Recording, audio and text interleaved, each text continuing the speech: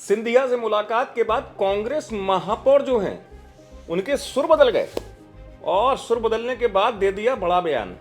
एक तस्वीर बड़ी वायरल हुई थी और तस्वीर के बाद ये बात साफ आ गई थी कि क्या कांग्रेस की महापौर जो हैं वो भी पार्टी को छोड़ने वाली है, सिंधिया से मुलाकात के बाद बीजेपी का दामन थामने वाली है।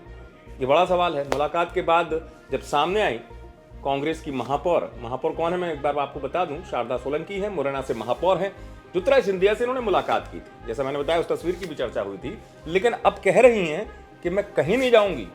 मिलने तो ऐसी गई थी, सामान्य मुलाकात की थी। सुनिए। ये सारी खबरें झूठी हैं। मैं कहीं नहीं जाने वाली। मैं कांग्रेस में हूँ, अभी कांग्रेस में काम करूँगी। मुलाकात भी की है आपने वरिष्ठ नेताओं से? सब लोग करते हैं, बड़े नेताओं से। हमारा तो काम बजट के लिए गए थे, बजट है, सब सारे नेता मिलते हैं, सब नेता।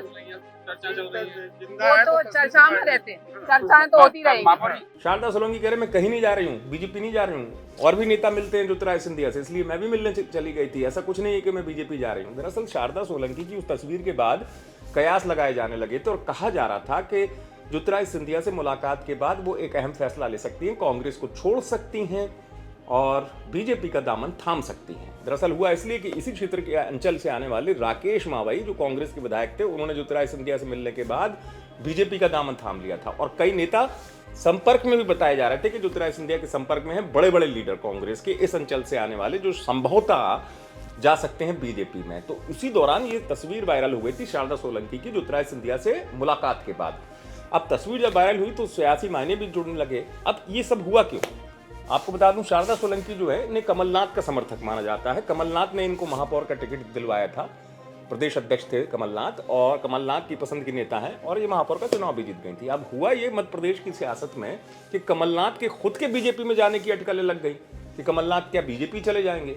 तो शारदा सोलंकी की उसी दरमियान जब ये अटकलें चल रही थी, मुलाकात हुई ज्योतिरादित्य सिंधिया से।